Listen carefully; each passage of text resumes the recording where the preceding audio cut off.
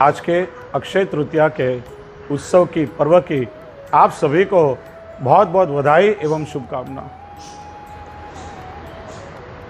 वैशाख शुक्ल तृतीया को अक्षय तृतीया कहा जाता है,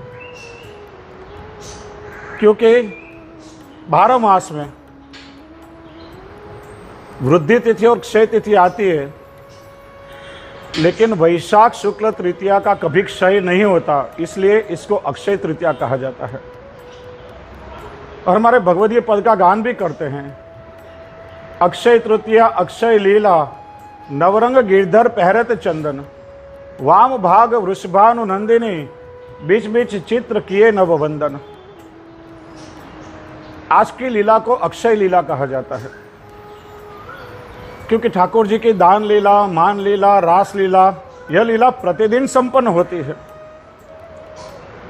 लेकिन आज के दिन ठाकुर जी और स्वामी जी परस्पर एक दूसरे से मान नहीं करते, संयोग की लीला, इसलिए अक्षय लीला कही जाती। इसी तरह से अक्षय नवमी के दिन भी मान के पद नहीं गाए जाते और दीपावली को भी नहीं गाए जाते। आज के दिन का विशेष महत्व यह है कि आज से त्रेता युग का प्रारंभ हुआ था, और पुष्टि मार्गी दृष्टिकोण से देखा जाए तो श्री गिरिराज जी पर श्रीनाथ जी के नंदालय का नवनिर्माण करने के लिए आज ही के दिन श्री महाप्रभु जी ने नींव खोद करके और मंदिर के निर्माण का शुभारंभ किया था। और 20 वर्ष पश्चात जब मंदिर के नवनिर्माण का कार्य संपन्न हुआ, तब आज ही के दिन श्री महाप्रभु जी ने गोवर्धन धर श्रीजी बाबा को नूतन नंदालय में पाठ बदलाए थे। दूसरा आज का महत्व यह है कि ठाकुर जी के 4 यूथ और चारों यूथों के 4 स्वामिनी हैं। मुख्य स्वामी जी हैं, उनसे प्रभु के प्रथम मिलन का दिन प्रबोधनी माना गया है। श्री चंद्रावली जी हैं, चंद्रावली जी से प्रभु के प्रथम मिलन का दिन द्वितीय पाठ माना गया है। तृतीय युद्ध कुमारिकाओं का है, और उनके अधिपति उनके स्वामिनी राधा सहचरी जी हैं, उनसे प्रभु का मिलन आज अक्षय तृतीया के दिन हुआ था। और चतुर्थ युद्ध के स्वामी श्री यमुना जी हैं, निर्गुण भक्तों के, उनसे प्रभु के प्रथम मिलन का दिन गंगा दशहरा माना गया है। तो इस तरह से आज के पर्व का महत्व है, और आज से पूर्ण रूप से उष्णकाल का प्रारंभ होता है। इसलिए ठाकुर जी की उष्णकालीन सेवा का प्रारंभ भी आज से ही होता है, और प्रभु को सभी प्रकार के शीत उपचार किए जाते हैं। आज से ठाकुर जी को वस्त्र साथ पिछवाई सभी श्वेत आता है, हल्के रंग के प्रतिदिन आते हैं। ठाकुर जी के निज मंदिर, तिवारी आदि के 13 पर्दा सभी श्वेत रंग के आ जाते हैं। आज से ठाकुर जी को मोती की जोड़ी आभरण में प्रारंभ होती है। नरसिंह जी जैसे बड़े उत्सव आते हैं तो हीरा मोती की जोड़ी ठाकुर जी धरते हैं। हिंडोला से ठाकुर जी को रत्न जटित जड़ाव सभी प्रकार के आभरण प्रारंभ होते हैं। केवल रथ यात्रा के दिन सभी प्रकार की मालाएं ठाकुर जी धरते हैं। आज से ठाकुर जी के खंड पाठ पर छिप के और चंदन के गेंद छड़ी खिलौना आदि प्रारंभ होते हैं। आज से ठाकुर जी को राजभोग से उत्तापन तक मिट्टी के कुंजा करोड़ आदि आती है, और शैया मंदिर में भी मथनी आदि धरी जाती है, जिस पर श्वेत वस्त्र चुन करके विविध रंगों के पुष्पों की पखोड़िया आदि से सुंदर कलात्मक उसे सजाया जाता है, और प्रभु को अंगीकार होता है। आज से ठाकुर जी को प्रतिदिन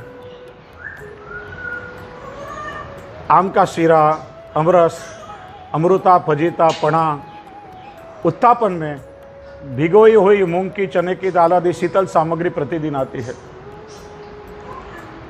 आज से प्रतिदिन मंगला और शयन में ठाकुर जी आड़वन धारण करते हैं, और ठाड़े स्वरूप को शयन में श्रीकंठ में 7 माला की पूरी जोड़ और लालन को गादी पे 7 माला की पूरी जोड़ धराई जाती है।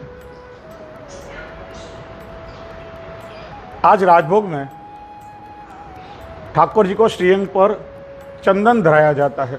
इसका प्रकार यह है, चतुर्भुज स्वरूप यदि हों श्री द्वारकानाथ जी, श्री कल्याणराय प्रभु, श्री मथुराधीश जी आदि, तो सबसे पहली चंदन की गोली हृदय पर धारण कराई जाती है, फिर ऊपर के दोनों श्रीयस पर, फिर नीचे के दोनों श्रीयस पर, और अंत में दोनों चरणारविंद में, यानी चतुर्भुज स्वरूप को 7 चंदन की गोलियां धराई जाती हैं। लालन को प्रथम हृदय पे, फिर दोनों श्रीयस में और फिर दोनों चरणारविंद में 5 चंदन की गोलियां धराई जाती हैं। और प्रतिदिन राजभोग के समय में ठाकुर जी के दोनों बाजू गुलाबदानी और जेमनी बाजू चंदन की बरनी उत्थापन तक आती है, और शयन में चंदन की बरनी प्रभु की दाई ओर धराई जाती है। बहुत से वैष्णव ठाकुर जी के श्रीअंग पे चंदन का लेपन करते हैं, बिल्कुल गलत प्रकार है। नित्य हमारे यहाँ ठाकुर जी के श्रीअंग पर चंदन का लेपन नहीं होता है। केवल रोहिणी नक्षत्र में यदि मन में मनोरथ होवे तो जब ठाकुर जी को चंदन वागा का मनोरथ किया जाता है, तब घोले हुए चंदन में ठाकुर जी के वस्त्र भिगो करके सुखाकर वह ठाकुर जी के श्रीअंग पे धराए जाते हैं और उसके ऊपर प्रभु को चंदन धारण कराया जाता है। नित्य तो बाजू में कटोरी में या चंदन की बरनी में ही प्रभु को चंदन धराया जाता है। आज से प्रतिदिन ठाकुर जी के तिवारी के द्वार पर खसका पर्दा आता है और उस पर अनोसर के समय प्रतिदिन जल से छिड़काव होता है। प्रतिदिन ठाकुर जी को आज से खसका पंखा किया जाता है, जिस पर गुलाब जल से छिड़काव करके और ठाकुर जी को मंद मंद शीतल पवन किया जाता है। आज से ठाकुर जी के चौक में जल का कुंड और फुवारे शुरू हो जाते हैं, और नरसिंह जयंती से ठाकुर जी की तिवारी में खिलौने वाला जल का थाल और निज मंदिर में भी जल का छिड़काव, और ठाकुर जी के ऊपर और सैया जी के ऊपर गुलाब दानी से गुलाब जल का छिड़काव होता है। कल वैशाख शुक्ल द्वितीया से ठाकुर जी को लाल वस्त्र बंद हो जाते हैं, और आज से ठाकुर जी को लाल वस्त्र नहीं धराया जाता। सीधे कसुम्बा छठ के दिन ठाकुर जी को लाल वस्त्र धराए जाते हैं, और ठाकुर जी की माला जी में भी आज से लाल पुष्प बंद हो जाते हैं, क्योंकि उष्ण रंग है इसलिए।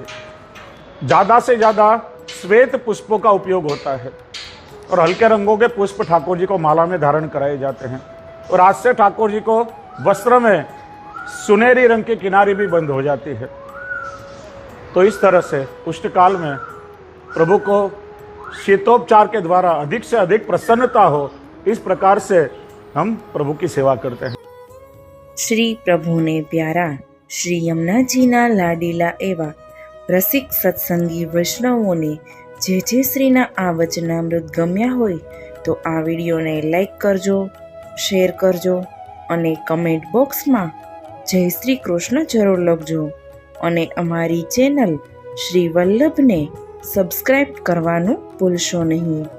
સર્વે વહાલા વૈષ્ણવોને ભાવથી જય શ્રી કૃષ્ણ.